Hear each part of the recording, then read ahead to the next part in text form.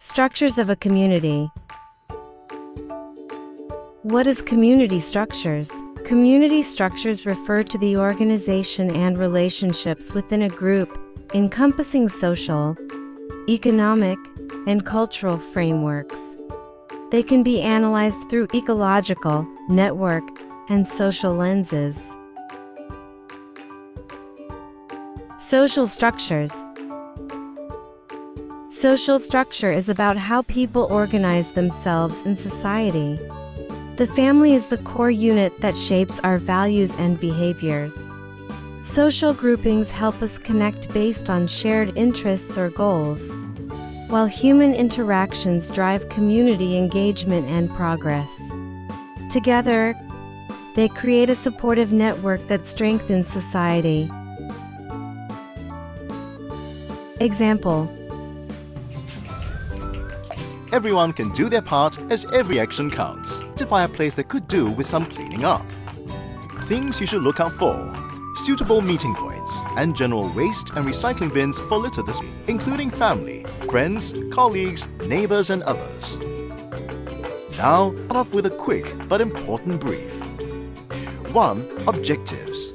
Ensure everyone understands the impact of littering to our environment and encourage them to be considerate to others. Lastly, distribute the tools and materials to everyone. And you're all ready to go. The real work starts now. Once the area is spick and span, there are just a few more things to do. Weigh the litter and recyclables collected separately. Before disposing of the litter, that results in big differences. Group up for a cleanup.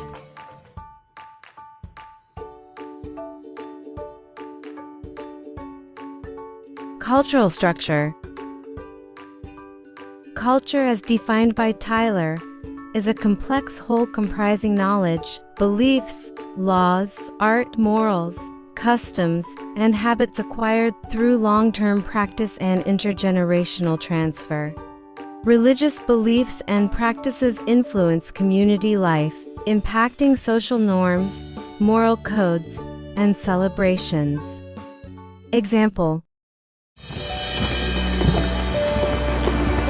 what does it mean to be Filipino? Maybe it's because we all share a mother tongue? Although, we don't really have one, since there are over 170 unique Philippine languages. Some say it's the color of our skin, though that can't be it either, since Filipinos come in many different shades and skin tones. Or that we are known as one of the most hospitable cultures on the planet. Or that Christmas season, a time of sharing and giving, lasts for 4 months in the Philippines. Bear it into our hearts. City of vegan. But when asking travelers that come here what they find the most beautiful about our country, many of them would say that it's the people. The positivity, generosity, and hospitality that Filipinos express to others has left such a big impression on so many of our visitors that it's become a defining characteristic of the Philippines as a whole. But what is it that inspires the Filipino people? Our collision of ethnicities, religions, and beliefs, united together by our shared values, culture, and history. And no matter how many people join the festivities, there's always more than enough food to go around, as Filipino families open their doors to extend their caring ways to the rest of their community. Everyone values family, of course, but no one expresses it quite like us Filipinos, and it's fascinating to wonder how we as a people have come to connect in this way. Why are our family gatherings so great? Where in our culture do these traditions come from? And if we take a look back, thousands of years into the past. Economic structure. Economic structure is how resources and benefits are fairly shared within a community. It involves rules that manage interactions among consumers, producers, and distributors to ensure fairness. In traditional communities, it's part of their culture, focusing on property transfer. In cities, modern technology makes economic activities more efficient and connected. Example: or want things, or goods, food, a home, a car, and gas to make it run. And we want or need services like access to the internet, medical care, or even pizza delivery. These goods and services are part of an economy. Governments and societies have developed different ways to meet the needs and wants of their citizens. What to produce, how to produce it, how to distribute it, and who makes the decisions. These are called economic systems. There are 4 basic types of economic system: traditional, free market, command, and mixed. A traditional system depends on trading and bartering for goods and services. A free market system is based on the idea of free markets, with minimal government influence. In a command system, the government has almost complete control. This is common in countries with centralized power. A mixed system, well, it has both. It's a combination of free market and command economic systems, like the United States. Every economic system has its pros and cons. Traditional systems are often used in smaller societies, but they cannot grow to meet the needs of a larger society. Free market systems give businesses a great deal of freedom, but with that comes a risk of exploitation and poor quality goods. Command systems, where government controls production, can be efficient, but quality and choice can suffer. In a mixed economic system, goods are generally available on demand, and the government can step in to resolve any issues. Finding the balance between government control and a free market is challenging for any society. Political structure. Political structure is the system or way a community is organized so that there is order and peace. It is very important because it helps make sure that people follow rules and respect each other's rights. Example: during Emilio Aguinaldo's time, the Philippines had its first republican government through the First Philippine Republic. Aguinaldo served as president, with power divided among the executive, legislative Malolos Congress, and judiciary. The government was guided by the Malolos Constitution and aimed to establish independence and democracy after Spanish rule. Dynamics and processes. Community dynamics and processes work to push the community towards achieving stability. However, it will still depend on how the structures within the system will react to the changes that were triggered by the pandemic. There is no way of telling if the interactions of the different structures will only produce positive results. It can go either way, but both will impact the lives of the people in the community. Power. Power in community dynamics refers to the ability to influence behavior and institutional perspectives, crucial for community functioning. Without power, institutions struggle to operate, leading to disarray. Sources of community power include connections, legitimate positions, expertise, charisma, information, coercion, rewards, and organizational size. The exercise of power significantly impacts community processes. Example: Have you ever wondered how some people have the power to influence others?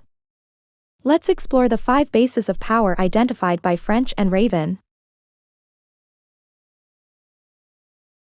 First, there's legitimate power. This is power that comes from one's position or title, such as a boss or manager. Next, there's reward power.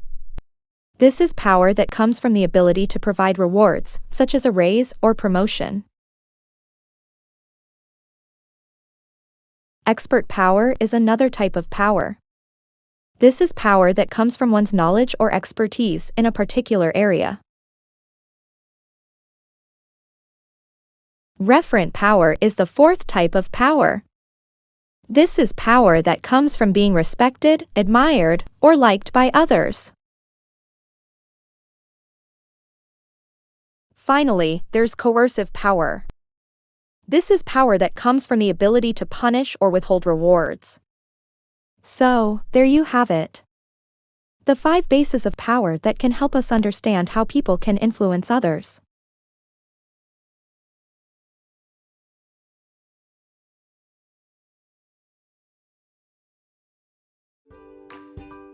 Leadership. Leadership in community dynamics involves guiding a community by knowledgeable and respected individuals. These leaders, whether emerging from within or appointed, provide direction, facilitate discussions, and promote social cohesion.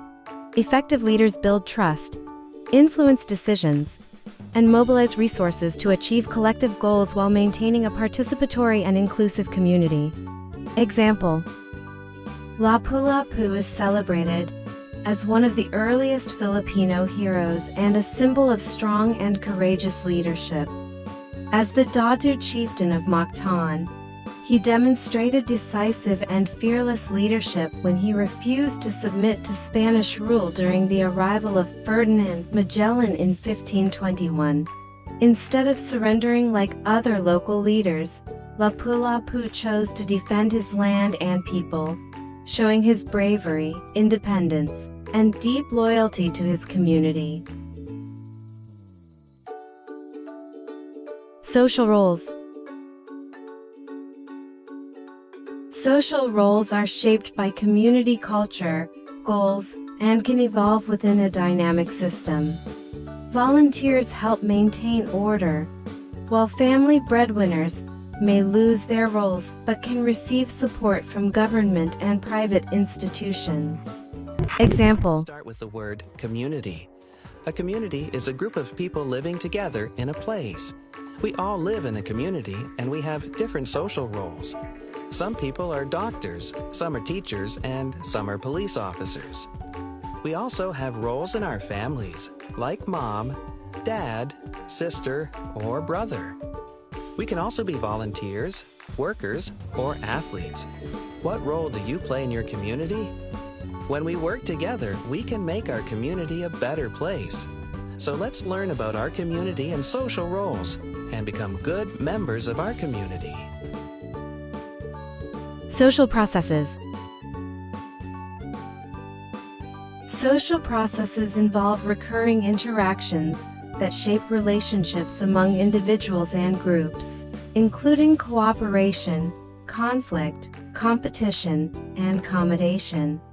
McIlver sees them as defining group dynamics, while Ginsberg views them as modes of interaction across different developmental stages. Example: Classification of social process. Based on formation. Based on unity or opposition. Basic or universal social processes. These refer to patterned and recurrent responses observable in all human societies. Cooperation. It involves two or more persons joining their intelligence, efforts, talents, and resources together to attain a goal which can be shared. Competition. It is a form of impersonalized struggle or opposition to secure a reward or goal which cannot be shared. Conflict. It is a form of highly personalized and emotionalized struggle or opposition between individuals or groups to attain a scarce goals or values.